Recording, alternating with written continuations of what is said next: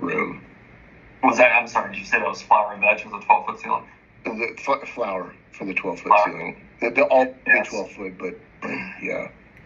So we have a few customers that have done double tier with 10-foot ceilings. So you could definitely look at it, Really? Right? Yeah. Yeah. So that might be a possibility. Okay. I mean, if you think about it, your plants, I mean, what do they grow to 3-4 feet in height once they're pretty much fully mature? Yeah, so, the ones I'm looking to grow, the ones that are more of the indica varieties they're smaller, and then if you veg them for shorter periods, then they'll also be smaller. There's a lot of different ways you can do it, but so that changes things. That's cool. So Kurt Patton, he's over our controls division. Been doing a lot of work with grow sites and grow rooms across the country. Hey, Kirk. So. Yeah, I probably have grow sites in probably 19 states. So we do quite a bit, right? From on the control side for the environmental controls and some lighting, some BAS, right? But our main focus is the environmental aspect for temperature, humidity, reactions, things like that. What part of the state are you in? You're in Kentucky, right? Kentucky, yeah. And relatively, I'm not really sure, but probably similar humidity, temperature levels as North Carolina.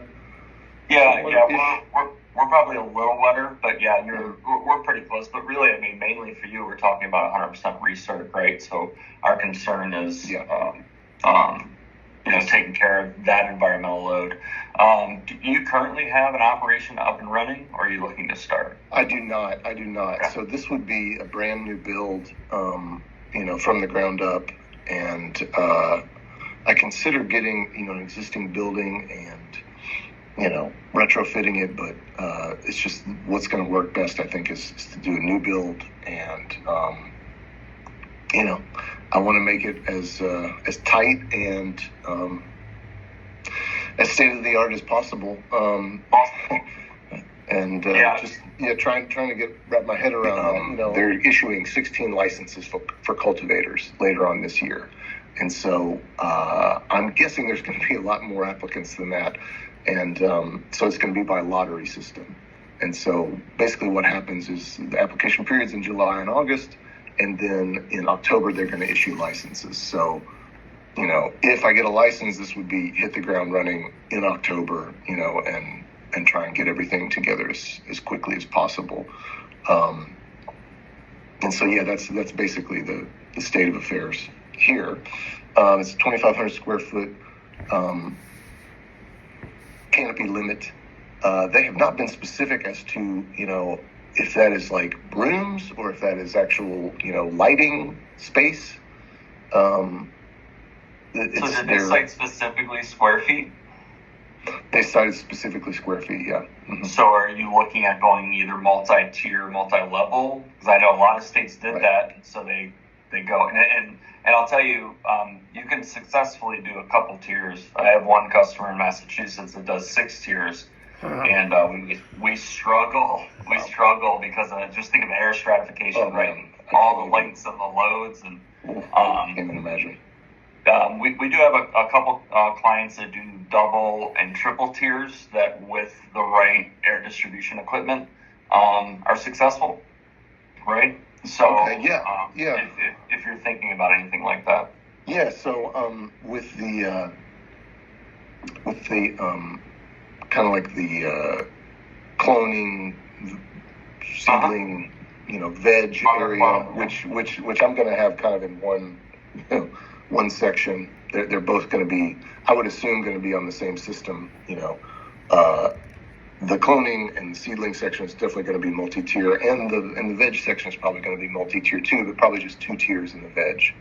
The cloning and seedling, they need a higher humidity and there's different techniques, longer light periods or whatever, but that's going to be separate, and it's probably going to be 3 levels, but it's going to be a small area, the cloning and the seedling area. It's much smaller compared to like flower veg, right? Right. Yeah, so I'll definitely have multi-tiers there, but in the flower areas, haven't considered it because, I'll probably have a 12-foot ceiling, and I don't know that it's going to be possible to do, more than one tier in that kind of room. Was that, I'm sorry, did you say that was flower and veg with a 12-foot ceiling? The flower for the 12-foot ceiling. They'll all be 12-foot, but yeah. So we have a few customers that have been double tier with 10-foot ceilings. So you could definitely look at it, Really? Right? Yeah. Yeah. So that might be a possibility. Okay. I mean, if you think about it, your plants, I mean, what do they grow to 3-4 feet in height once they're pretty much fully mature? Yeah, so, the ones I'm looking to grow, the ones that are more of the indica varieties they're smaller, and then if you veg them for shorter periods, then they'll also be smaller. There's a lot of different ways you can do it, but so that changes things. That's cool. So if I could do 2 tiers in the flower rooms, and it was allowed as far as square footage goes, that I wouldn't want to start out doing that, but maybe expand into that possibly. Yeah. So what we recommend when you do something like that is when you build out your tables, they have basically an air distribution fan that runs a smaller style like duckstock that runs down the full length of the tier and helps to. All it really does is recirculate air, so it pulls air from outside of that area, which is what's dumped by the environmental HVAC equipment, and helps distribute it evenly through the plants. And it's small enough that it kind of fits right between the lights as well, which is why you're able to, it's a bit more compact. And then because lights are so close, obviously we would recommend something like an LED so that you didn't have to worry about that heat load or that potential burning. But we can look at all that for you, with you, and discuss those options. But I would think with the 12-foot ceiling, you would be able to do it. Again, if just make sure if they're specifically saying square foot, then my opinion, right? It's just my opinion, not the state of Kentucky's. There's no limit on height. Right. So, it's a canopy. They say canopy. That's the language is square feet of canopy space. So there's probably one layer. I don't know. I don't know, and I've kind of set up my my plan according to that information. But if it's just like, it's just where the lights are, it's just in your designated areas where you have plants and they're under lights, if that's the case, then I could probably double the amount of flower areas that and just in that case it would just be 2 tiers. But what I hear you saying is just going to need the air distribution fans. Is there a way we can design it? Go underneath? What's that? Is there a way we could design it to expand if we, option 1 would be, this is the bare minimum, we have to do this because of the regulation of the canopy. But then what if it changes in a year? What if it changes in 2 years? Can he have the controls or the HVAC equipment to where he could just easily add on? We can look at it. There's a lot of variables when you start to do that, right? Your racking system would have to be acceptable to the second layer. We would have to make sure we were sized accordingly, right? I got your notes sent over. We appreciate you filling out the questionnaire. I apologize. I ran out of time and trying to look through all the numbers, but making sure that we're sized for what you currently are and what you can be, right? And so especially where you are, we tend to use DX equipment, and with that DX we get modulation. So even if we were to oversize right now for future expansion, we would be able through the controls to dial it back so that making up numbers, let's say it was 60-ton equipment, we can dial it back and operate it as 25 or 30 tons right now if we thought that expansion was coming. So it would be a better investment up front if you thought that was coming later. Okay. One of the big recommendations I would have would be to have some redundancy in not only lighting, but also in your HVAC equipment. So again, using that number, we could easily sell you a singular 60-ton unit. If you have the footprint and the space for it on the property, I would really recommend in that scenario doing like 2 30-tons, right? So that while they're separate, you have some redundancy. If something happens to one, it gives you additional again, I've said redundancy probably 12 times in the past minute, but it gives you some redundancy, right? You have a second fan motor, you have separate compressors if something were to happen. If something fails, yeah. If something fails, and let's be honest, it's mechanical equipment. Sadly enough, we wouldn't be in business if things didn't fail, right? So I would just consider building in some of that redundancy so that, let's say a compressor does fail. Instead of taking down everything to work on it, you're taking down one system. And then depending on your layout, we've even done we've handled a few situations where we actually use some gasketed dampers so that if something did fail, we could, based on your lighting schedules, we could rotate units to take care of other rooms. We're very big on safeties on this sort of stuff, right? The last thing we want, A, is to burn product. Two, and I'm very much a controls guy and I can build anything, but one of the growers about 7 years ago told me he wants happy plants, so we just want to try and give you happy plants, right? I don't know what that looks like. I don't have a green thumb, but yeah, no, I definitely want happy plants too. And thinking about a 2-tier system in a 12-foot room, it's just like envisioning that. It's like it's kind of like, whoa, that seems like a jungle, and it seems kind of scary. So if everything works out great, and this venture is very successful, I might just want to build another facility, instead of like stacking everything together, because wow, just trying to pack everything in could be. You'd have to get up there to harvest, and the machine's hard and everything too. And so I think I would probably. I didn't even consider that honestly before, but I think. I get. But I think doing it just on a single tier, at least to start out, and then like I said, if this is as successful as I think it could be, then and I'm able to build out more and have more square feet, I could just do another build. But yeah, no, the whole redundancy thing. I've been learning a ton about this because I didn't really know much about it before, and the redundancy thing is super important, and I want to be prepared for something. If it's like, that coil goes down or that fan goes down, it's like, okay, I can just flip a switch or whatever, and hopefully Yeah. So and part of it is you want it automated, right? So for instance, in our typical design, we would provide environment sensors in the room that adjust on height. So as the plants grow, you can raise them up, right? Because you want them just above the plant, because we care about the plant conditions, not the top corner of the room, right? Right. And so, if those were to fail, traditionally we put in a redundant sensor inside our unit. So that if that fails, we don't shut down operation. Right? Again, it's just the whole. You can't say redundancy enough when we talk about this sort of stuff. So we can definitely talk about that layout of sensors, making sure you have redundancy. Going single layers is definitely, again, not a bad idea. Just trying to see where your head's really at with it. Yeah. Have you thought about? Because I know there's really two different approaches.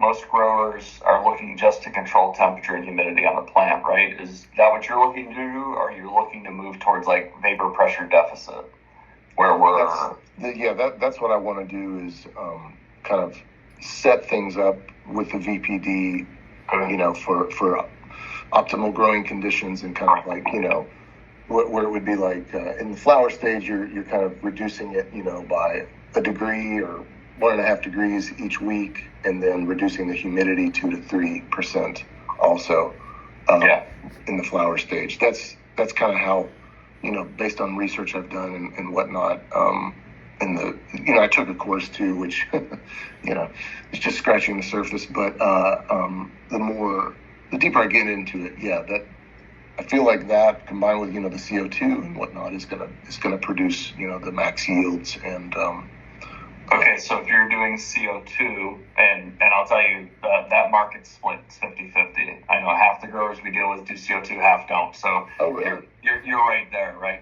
I will say less people do VPD, which I kind of promote exactly what you said. I think it's a more accurate growth measure, if you will.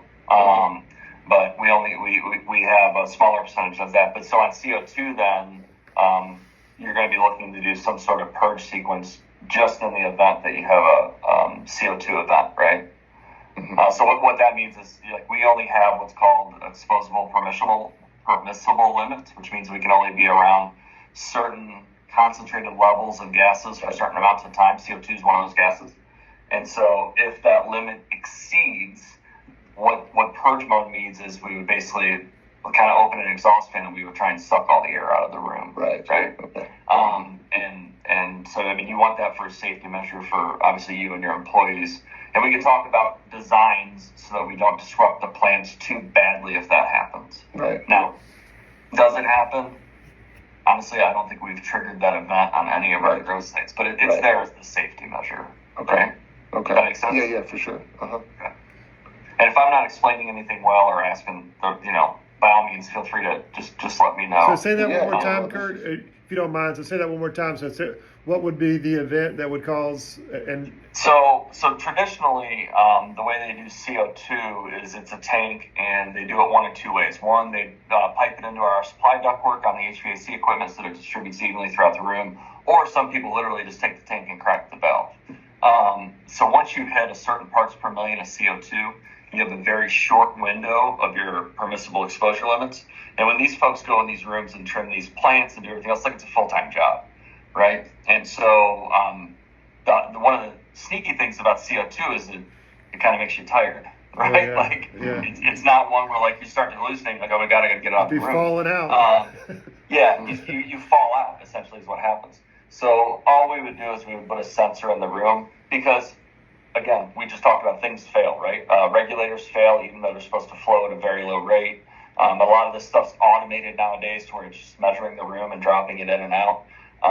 But you run the risk of something happening. So if something does happen, we would just have a sensor in there that says, hey, your CO2 level is too high. We're going to turn on something like an exhaust fan. Mm-hmm. We're going to pull air out of the room. We're probably going to have a damper in a hallway because we don't want to pull outside air, right? We don't want to run the risk of germs or anything else in your plants. Mm-hmm. So we'll probably pull from a hallway to pull the air through. And basically, it's like flushing the indoor air quality, Matt, right? Yeah.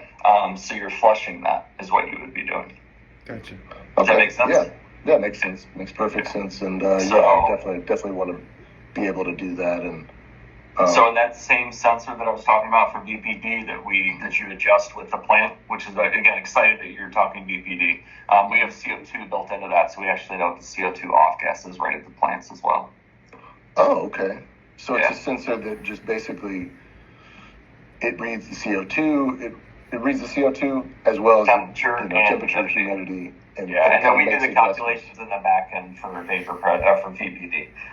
And they're a really, really good sensor. They're wash down proof, right? So you obviously don't want to submerge it in water. If you're in there watering plants, misting, doing anything like that, you don't have to worry about damaging the sensor. Okay, great. It's a great product. That sounds awesome. Hey, Yanni, so I just have, what's up? Hearing all this, I thought I should tell you, when I first started about 3 or 4 months ago with Insight Partners, Kurt was telling me that he's done so much with grow rooms that he can really supply all the way from like the soil to the sensors to the trays. I mean, he's got networks of people in the entire spectrum of supplies and materials and equipment. So I just wanted to throw that out at you. We're not just giving you all this information and go turn you to the wolves. We're trying to help you really develop a comprehensive plan. I got several questions, but I'm gonna focus it on the HVAC and whatnot. Along with the environmental consideration, right? You have to think about power consumption. Mm-hmm. So I don't know if you have a site picked for where you would. So I do have a site, and I was out there the other day, and basically it's a rural site. It's on agricultural land.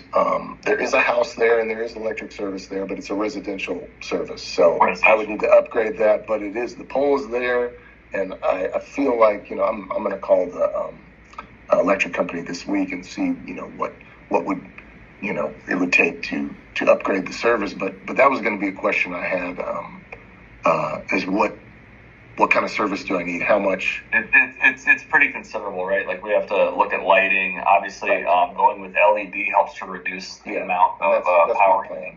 Yeah. And then the other thing you want to look at, and we can definitely help you try and figure out what those loads look like they're going to be. And what we can do is then you find out what your possibilities for power are from your electric company, right? Let's say they can only give you 1,000 amps, right? And we come back and we find out, hey, you need 1,500. Then we would just implement staging and rotation, right? So you'd have daylight in one of your flower rooms from midnight to noon, and then it would go dark, and then so we would rotate, and so we do some load shedding. If power requirements are tight, we'll probably recommend for the room lighting to do like a sunrise sunset instead of banging everything on it once again, because it helps to reduce the inrush for the building.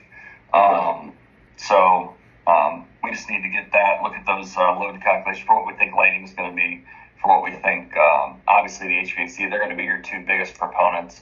And then obviously you're going to have other things like fertigation, right, for automatic watering and feeding, as well as other things, but it would give us a step in the right direction. Okay, yeah, for sure. I've considered metal, and I've considered honestly that ICF concrete walls, just because the insulation is super dense, and probably that would be like the best situation just for many reasons. But I don't know. I mean, do you have a recommendation? Because this is a new build. Wood, I know the best. I've built a lot of structures with that, but water, humidity, and stuff like that. So, and I don't know. Building envelope would be my comment, right? Like, I don't know that I would do wood. I mean, you can always do metal stud, right? But I would definitely look at, you just need a tight building envelope. We want no infiltration from outside. I would do, like, at the minimum, I would do this closed cell, 2-inch closed cell spray foam over the whole of the shell. That would be awesome, yeah. So I have one facility in Oklahoma that's out of a wood structure, and again, because it's sealed and the wood's not exposed to the moisture content, to my knowledge, it hasn't been any issues. Okay. But it's not. You don't commonly see it done out of wood. But again, anything done correctly, right? Should be fine. Okay. And then obviously we talked a little bit about your property. We talked about kind of the square footage. Most growers put the equipment on the ground next to the room it feeds, and it just kind of stubs through. Are you thinking the same kind of concept? Yeah. I mean, so is it inside the same room, or is it kind of in a closet type of area outside? Traditionally, equipment's outside.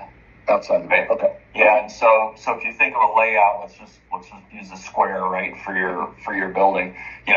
Outside flower room 1, right, on the outside of the building, and the ductwork will come through, and then you'll just seal that ductwork. And usually we do a low return that's just flush with the wall, right, where the air comes back, and then the ductwork on the outside of the building, because we're trying to give you as much growable square footage as you can, right? It'll go up the outside of the building, go through the wall, and then we've done duct stock a lot due to ease of installation and even distribution. But your ductwork will run above everything else in the air. So the theory is that the air comes, wafts down, and then gets sucked back through the return. Okay. Right. Okay. So it's outside the building. I've seen them like on the ceiling too, done in the ceiling, like on the ceiling. There's some. It really depends on the tonnage you're looking at and the type of equipment you're looking at as well. And we have done split systems and things like that where the air distribution side was inside the building. But packaged RTU equipment tends to be the best application for what we see. If we can do it outside the building, honestly, that would be great, because that's going to save space inside. I was thinking it was going to be on the inside, but that would be awesome. Well, the other thing with outside is, if you do have an issue, right, whatever it is, the folks come to work on it, they're going on the outside of the building. They're not. I know how much you guys do to protect from contamination. Right, for sure. Right, and so it keeps people out of your space. So, and that's ultimately how we try to design it. Okay, sweet. And so is that the whole system? Like, is that the dehumidification, air purification, HVAC, everything is on the outside, or is some of it on the inside? So no. Traditionally, now depending on what you're doing for air purification, like if you're doing UV or any sort of light, that can be inside the unit, right? Okay. That's outside. The dehumidification, the heating, the cooling, all of that will be outside. Oh, wow. With the package unit route, right? And so that's another reason we go package unit, because it's one footprint, it's outside, so it's literally we're just bringing ductwork in and we're running some wires to some sensors, right? And so we're trying. Oh man, that sounds great.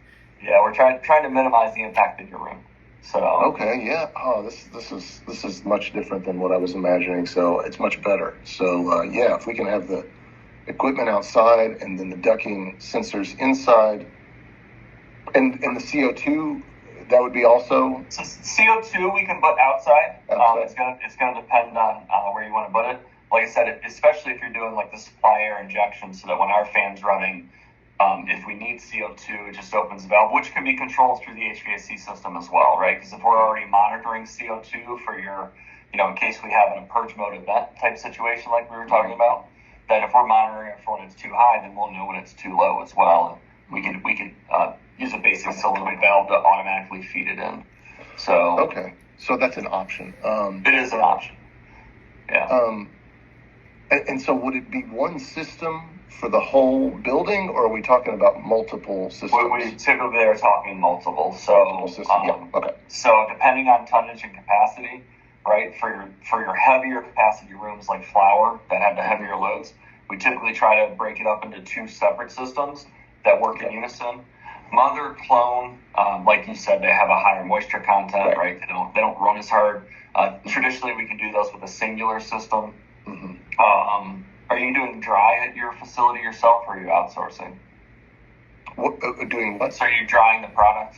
Yeah, no, I'm doing it all there, drying everything. Right. So traditionally, dry is one system as well, and then whatever you have system. That'll be a small system. Again, yeah, because your load's the first 24 hours. After that, it's just not drying it too fast, right? Right. So, and then you have your front of house, back of house, and traditionally with those, we've offered anything from mini splits in VRF to a singular maybe zone style system. That really kind of depends on the layout of your building. Okay, right? So I'm gonna have two flower rooms. Yeah. Running at different. They're gonna be at different times. They're not gonna be at the same kind of VPD. They're gonna be different. So probably one system per flower room, I'm guessing.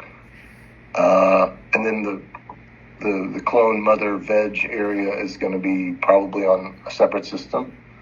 And most likely, yeah. And then the drying area is going to be small, and it's going to be it's going to be right next to the rest of, the office and the entryway and stuff like that. And so maybe we could just run the drying and the rest of the building on the same one and just have four. We can look at the layout and the load and see what we can do. Right, a lot of that impacts it. Right. Right.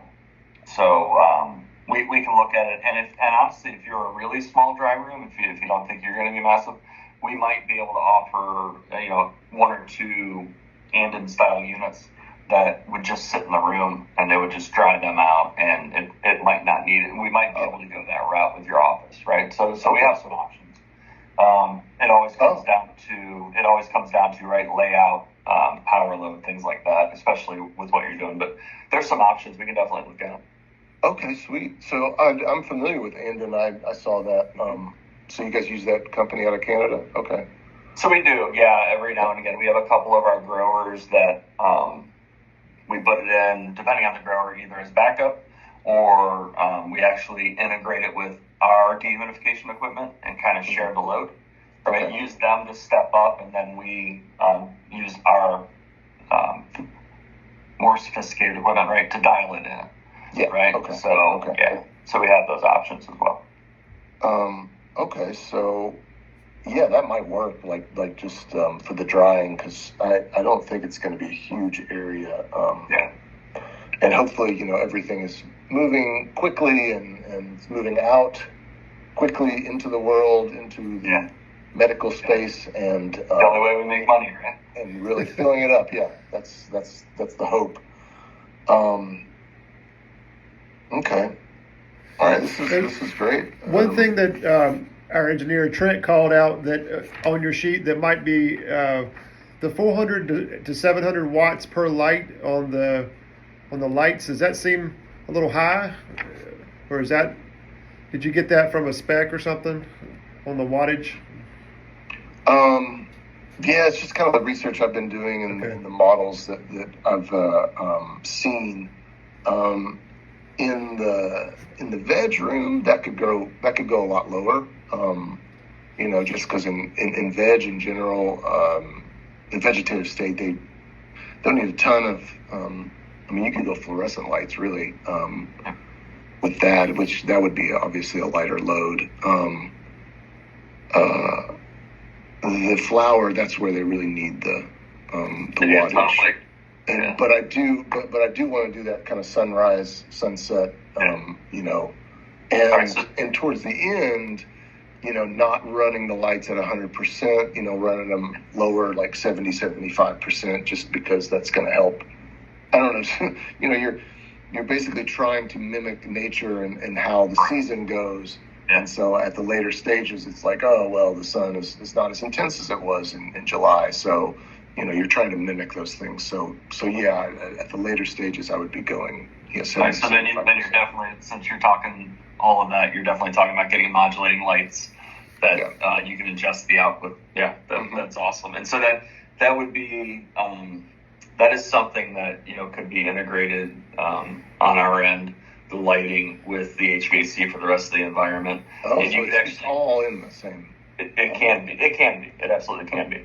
And then what you can do is if you have a 16-week growth cycle or a 13-week growth cycle, we could actually set it up to where every week you could pre-populate all those set points for the lighting, for the temperature, for the vapor pressure deficit, right? So that it kind of is automatic. You're not having to remember, hey, on Monday I have to run in and change this, right?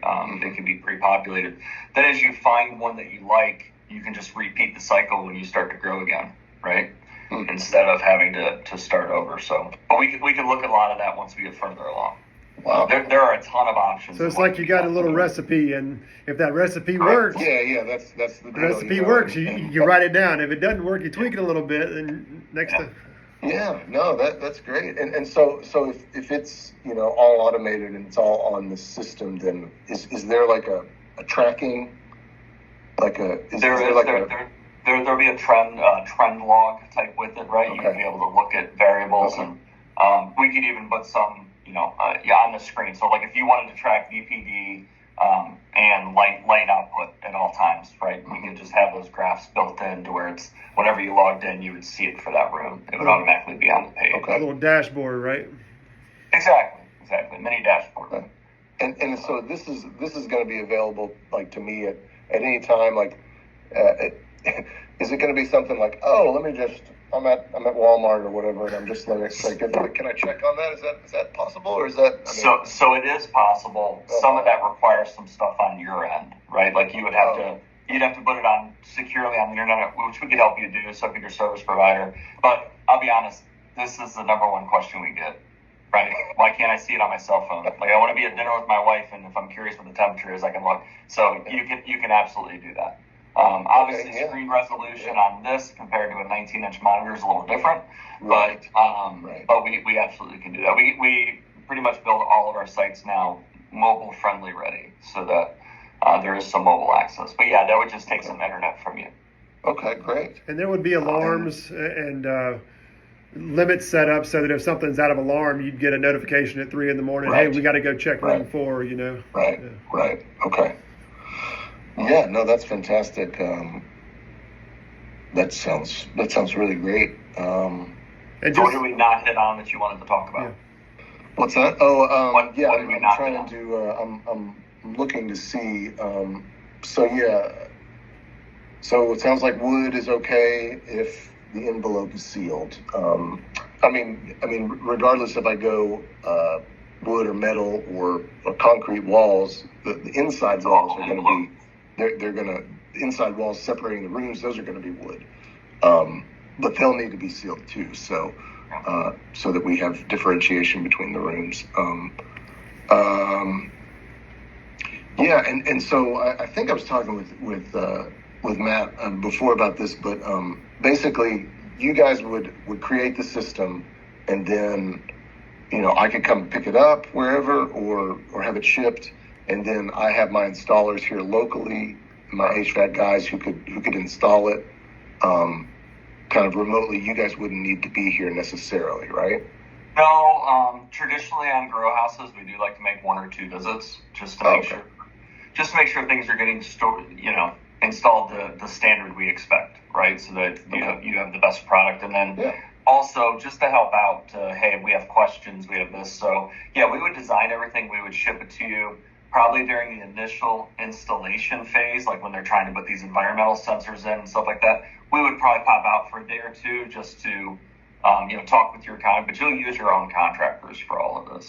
Okay. Right. And so we'll do that. And then typically what we do is we come back kind of towards the end. Matt would lump in a price for somebody from our team to come validate that the equipment is working and started correctly, right? Because it is kind of a sophisticated system.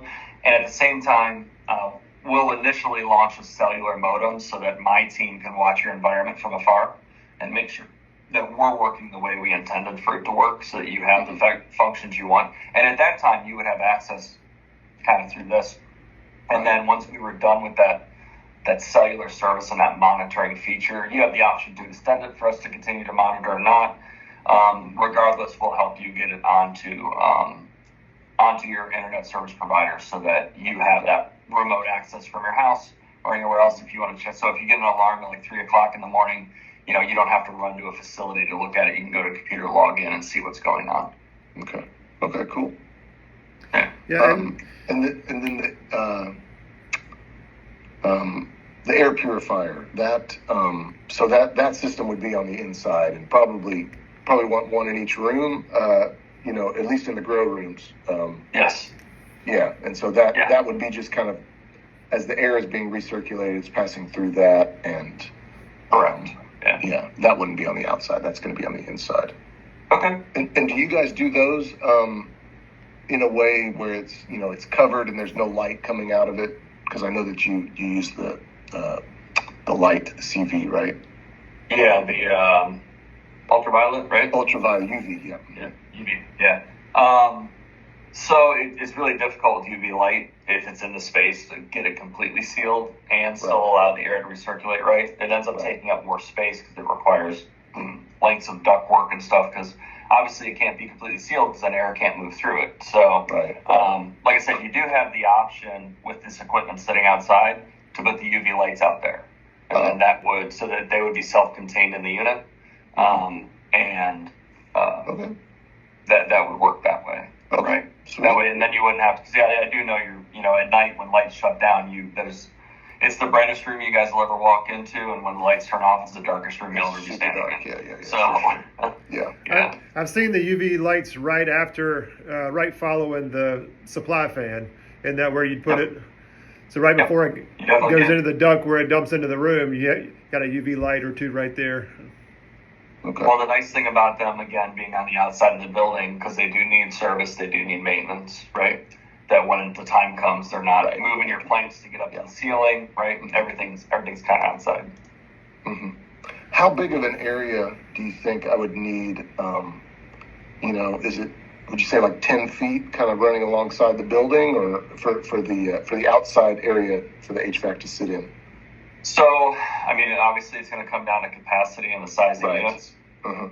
But I would say if you were able to estimate about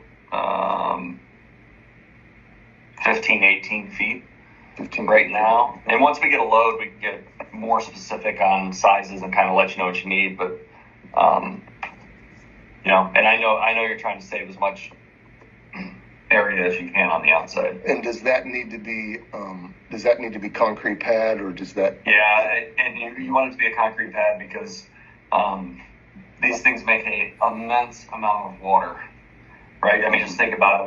We're dehumidifying 12 hours a day as hard as we can. So all that water leaves our unit and you're also going to want to think about not just letting that run on the ground, let it run. I've seen systems where it comes back in and it just dumps into like a water reservoir, and then you can reuse it, over and over again. Yeah, as long as you have the right water treatment, like typically you're looking at like an RO system for your water. As long as you're purifying it, because the one thing to think about, the condensate water we're talking about, it's running off copper and aluminum coils, right? It's got whatever's in the air, so you tend to be high in like calcium and iron. But and again, as Matt pointed out, we can definitely talk to you about RO systems and stuff like that. We have people that specialize in water treatment for reusing this water, because it is a lot of water, right? Yeah. And so whatever you can reuse is, you're gonna have to purify anything you pull out of a well is, just the same. So you can definitely try and reservoir and capture your water. And once we have a unit size and a working load, and the engineers can sit down and figure out how much latent load we're looking at, we could probably give you a pretty good idea of how much water would be produced every day. Okay. We didn't even talk about your water source. Is that going to be a well, or is that going to be city water? City water. Okay. It's a city water source. So, I'll just, I'll be kind of putting it in big, 50-gallon drums, and then letting it sit and aerating, and there's gonna need to be some type of filtering or purifying, and making sure the pH is right, 6.5-ish. It's amazing. We have you have never been more grateful for a farmer in your life until you've dealt with something like this, right? So, a quick story. The very first grow house I did years ago was in Ruskin, Florida. And the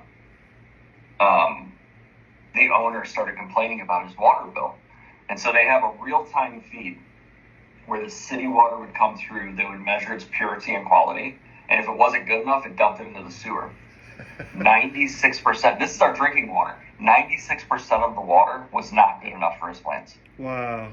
Oh my God. And so we ended up, we got with one of our providers, and we provided an RO system and a couple other things to help get it to where he wanted. And obviously the initial cost was getting the water he wanted, but then his water consumption went drastically down. But I just don't know how anything grows outside on its own. Was it just full of calcium in Florida?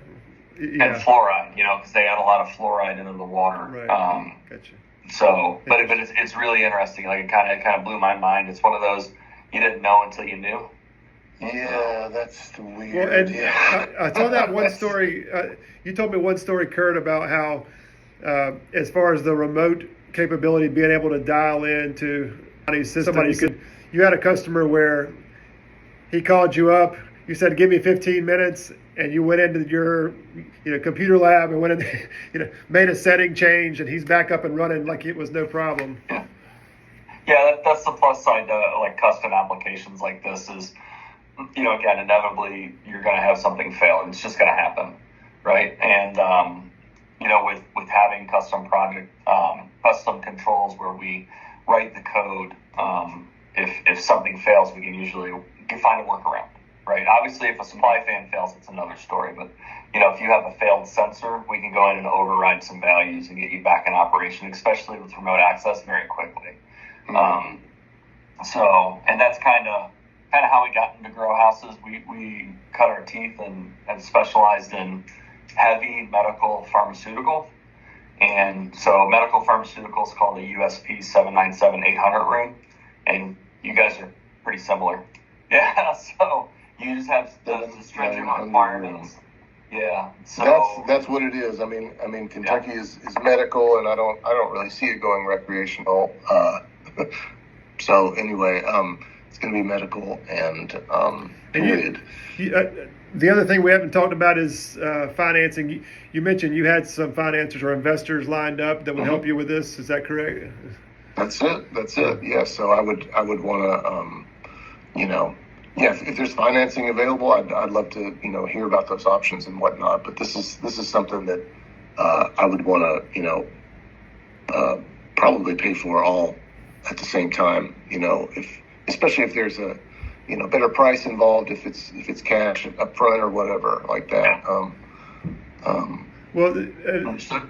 The reason why I bring that up, normally if we're working with a contractor or working with a school district or somewhere like that, we have simple credit approval process where we get you set up with an account, and then if you need to buy a 30-ton unit, or you need to buy some sensors, or you need to buy a control system, then we can just work off that account.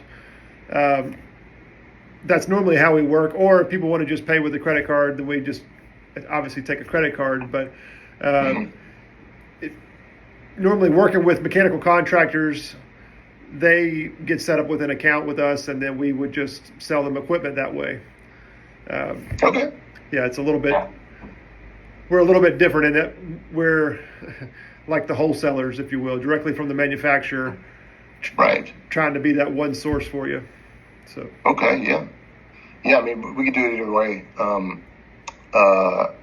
Again, I'm at the beginning stages of it, so I'm really trying to get my budget set and my numbers, and because I'm finalizing the business plan and moving forward with the investors, because like I said earlier, it's like in July is when the applications open, so I'm going to have to submit applications, and it's a long list of things and everything: site design, operations plan, business plan, security plans, all the plans. That'll be here in no time. It will be, and so I'm like I said, I'm finalizing business plans and stuff like that, and so I'm trying to get as close to accurate on the numbers as I can to see, like, okay, this is what we're going to need to build it, and this is how long it would take, et cetera, et cetera. So that's actually a question that I forgot about, but I'm glad I remembered. How long would it take, from the order time, to get the system delivered, or yeah. You're asking lead time on equipment, right? Yeah. That's really what you mean. That's going to come down to what size equipment we need, right? Because we have different lead times with our manufacturers, kind of based on tonnage, to be honest. What I would say we should do is, because we have your sheet now, so we need to sit around and do some load counts. And why don't we meet again in a week or two? See if you can come up with any more questions. At that point, we should have a general design. Is there any chance that you have, like, even an architectural layout of the building you could share with us? I am trying to finish that up. I've got a lot of different sketches that I've been working on, and it just really helps us with the layout. We could probably get some rough numbers, but they won't be the final numbers, right? Because especially how we talked about how, like, maybe dry would be shared with the office spaces, right? And so your biggest units, your longest lead time units are probably going to be the flower units. But considering you're 2,500 square feet, I don't think we're looking at a lengthy lead time. Meaning, if you get cut loose in, I think you said in August, they pick the licenses? The October. I'm sorry. Yeah, July and August is the application phase. Right. In October. So, I mean, if you cut us loose then, I mean, you got to get out of the ground, get into structure. And so I wouldn't foresee us holding anything up. Okay, right? great. So we can usually turn it around pretty quick. Okay. But yeah, if you just give us a couple weeks, Matt will follow up with you, and we'll set another time to talk. So we'll kind of come up with some general numbers, and then as we go, if you do want some recommendations, you want us to do some pricing, maybe on lighting and some other stuff, we're more than happy to help you with that. Yeah, I mean, if really just looking for recommendations on companies or brands, I mean, gosh, there's all kinds. There's so many. There's all kinds out there, and really, but I guess most importantly, if it's all connected, if everything's connected to the same automation system, it's just what companies, what brands are going to work with that system. Correct, and we can coach you with that all the way. Your most expensive proponent, obviously, is going to be the environmental equipment, right, for the HVAC, right? So I say we kind of clear that hurdle first, and then we start talking about the rest of it. Does that seem fair? Yeah, sounds great, man. Sounds great. Okay. So as far as next steps, that's all I've got. You'll find out about the electrical amps situation, and then help us with a layout, some sort of preliminary layout. That would be huge. Mm-hmm. And I'd like to pencil in on the 7th of June. That's exactly 2 weeks away. I don't know what your schedule is, Kurt, if you want to shoot. I think that would be great. Like a 30-minute call. Yeah. Just a quick quick touch and base? 9 o'clock on on the 7th That'd be again. fine. Yeah, seventh is all good. 9 sounds great. Electrical amps and then layout. Now, I did one last thing, just going to ask the question because you're in Kentucky. You said you're rural. Is there potential for natural gas? Or are you LP where you are? So, I mean, tank gas, natural tank gas, like get a big old tank of gas out like there. LP, yeah. That's absolutely, my dad, so this is basically, it's part of a farm that my dad owns. It's this little 5-acre piece on the side. And so, it's got a little bitty house on it, like a tiny 600 square foot house. And I'd be building it on there. He has gas, big old tank, 500 gallon tank or whatever. So we could definitely do that if that's the route you wanted to go. Okay, well, I think we can look at it. But the reason I ask is on the power side, we traditionally like a little auxiliary heat as redundancy. Like, again, I think I've worn that word out in this hour. Yeah. But as redundancy, but I just wanted to know if the option was there so that if the power consumption wasn't there to have that redundancy, that we knew that we could have another option. And it's just kind of like a backup, right? Right, for sure. Yeah, I mean, heat is, it gets cold, in January and February, but yeah, you guys aren't that bad. You're just like us. Yeah, heat's not. Well, I don't know. I really don't know. I've never done anything like this. Well, you don't want those plants to be unhappy, right? You got to keep the plants right the whole time. Happy plants. We want the happy plants. Happy plants. Happy plants. That's what we want. Okay, so I need to check on the electric amps and layout of the building. Now, does that need to be an architectural drawing, or can it be kind of like a rough? Rough. It doesn't. Okay. We don't need anything stamped. We just want to know is the general concept, right? And if later on you're like, hey, I'm putting a closet over here, nobody's going to care, right? But that's going to help us because, like we said, we kind of need that concrete pad to set the equipment on. I don't need a concrete pad the entire length of the building, right? We're going to, hey, the unit's X big, the pad should be X about size, right? And so just put this, 20 by 10 foot pad here, right? Type deal. But as long as square footages typically don't change and stuff like that. But yeah, no, if you just have a good idea what it's going to look like, room size, stuff like that, that'll be helpful. If it was me, I'd get some graph paper out and just start. Yeah, no, I've got all my little. I'm just trying to finalize what's going to work best here. So, look, I'll set it up for the 9th on the 9 a.m. on the 7th. And if you have any questions, send out a link and we'll be good to go, man. I can't tell you how much I appreciate the meeting, fellas. I got a lot of great information, and I will get these things over to you probably next week. Sounds good. Hopefully earlier next week. But you got the holiday next week, so he'll be right. Midweek, not too early. Yeah, midweek. There we go. Sounds great. Awesome. Have a great weekend. Thanks, Kirk. Thanks, Matt. Have a great weekend. Yes, sir. Thanks, guys. See you. Bye.